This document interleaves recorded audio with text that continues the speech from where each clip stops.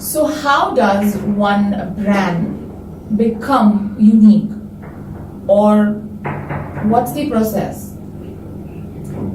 Some companies, or before that, let me talk about the perceptions people have about making a product perceived to be unique. Plenty of people think, oh, this strategy doesn't make sense to me. How can plenty of companies make their products unique?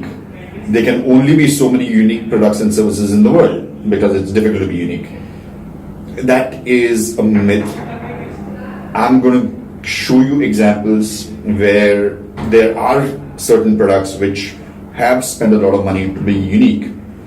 There are some companies which have spent nothing to be unique, and they're still perceived as unique, and they have been very, very successful.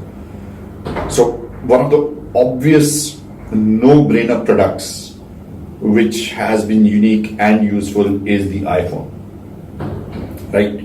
Everybody finds a phone to be useful, a smartphone to be useful, and iPhone was, in plenty of people's views, the first smartphone, right? So it was useful as well as unique. So it was very, very successful. So that is an example of a product which follows this strategy and has made billions of dollars. At the same time, there are obviously some Fortune 500 chief executives or Fortune 100, 500 guys looking at this video, but I'm sure there are plenty of startups who don't have any money who are looking at this video as well. And I'm telling them that you can make your product unique as well without having to spend millions or billions of dollars. Before I come to that, let me give you another example of a company which spent a lot of money on the product but did not spend a lot of money in making the product being perceived as unique. And that is Rolex, right? Rolex was the first expensive watch in the world. That's it. That's the positioning. So there were plenty of people who were in the position that Rolex was, who were making watches as beautiful as Rolex with the same technology that Rolex was using. So all Rolex did was just use this positioning that we're the first expensive watch, and it became associated with luxury watches. And even today, if you were to do a poll and ask most people which kind of luxury watch would you like to wear, most people would still want to go ahead with Rolex because they perceive that to be the first and hence the best. So why haven't they been good at perceiving it to be the best? They do perceive it to be the best as well, just because it's unique and useful. So that's an example of a company which has not spent money in trying to be useful, in trying to be unique. The iPhone has spent money in trying to be unique, whereas Rolex has not spent money in trying to be unique. It's not got some differentiated technology or something of that sort, or at least that's not its unique selling point. But the uniqueness of Rolex is it was the first expensive watch. So to create the perception or to make a unique positioning for yourself, which works, which gets into customers' minds, where customers are willing to spend money on you, need not be an expensive affair, need not be a high-tech affair, need not be a complicated affair. Something even more surprising than that is Anchor toothpastes. How is that unique? Yeah, no, so Anchor had a toothpaste, and I don't know what Anchor was doing with making a toothpaste when they're supposed to make electrical switches and all that. So for whatever reason, they decided to make toothpastes. Now, a toothpaste is perceived to be useful, though plenty of dentists would strongly disagree with you. There's lots of scientists who will argue that a toothpaste really has no use. It just makes you feel like your teeth are well scrubbed, but ultimately it's got no use. So again, on the usefulness part, but plenty of people perceive it to be useful. Fine, so that's usefulness taken care of. What about the uniqueness part? Plenty of toothpastes use bone ash to make toothpastes, and bones are associated with animate objects. animate beings. So Anchor was the first toothpaste to create the perception that they had a pure veg product. Wow. Which they did because they said they're making it out of soda ash rather than bone ash. Now, I am sure that there were plenty of toothpastes which were veg anyway, existing at the same time. It's just that Anchor decided to make a noise about it. So they anchored on that. Yeah, they anchored on that. And plenty of people thought that this is the only veg toothpaste in the market.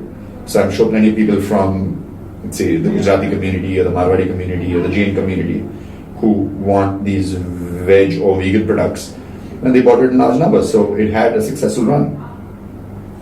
So that's another example of it not really spending anything much or spending next to nothing. I don't know if it's substantially more expensive to make a veg toothpaste. I'm sure it's not because there are plenty of other guys making it as well. But he's not really spending a lot of money in trying to make the product unique. He just discovered something that he can talk about that makes the product perceived as unique. And the last example I want to give is the most interesting and the most eye-popping is Schlitz beer. Now Schlitz beer in terms of market share was number 8.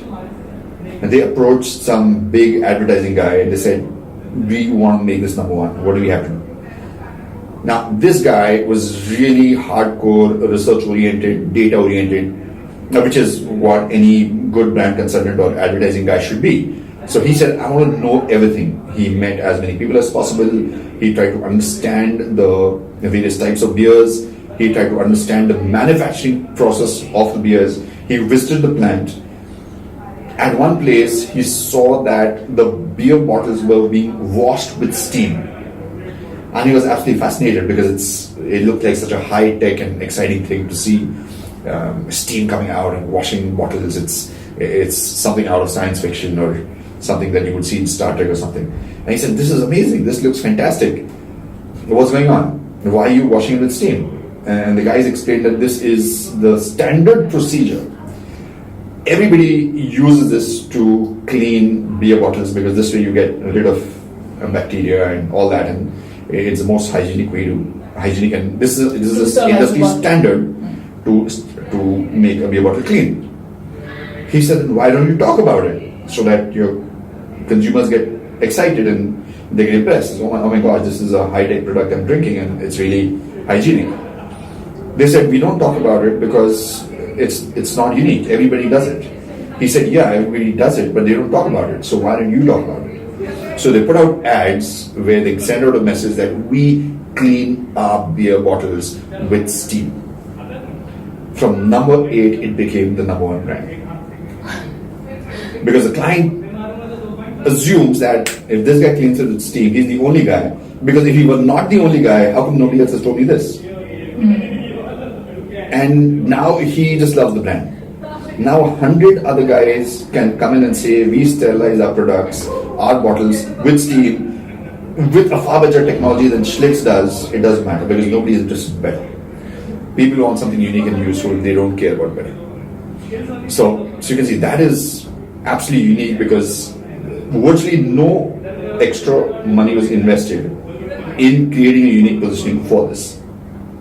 So you don't need a lot of money, you don't need the creativity of an Edward E. Bono or a Tony Bizan, and you don't need something high-flying or huge in order to have a product which can be perceived as unique and useful. I think that was very, very eye-popping example, and looking forward to more such interesting strategies. I hope you found it unique.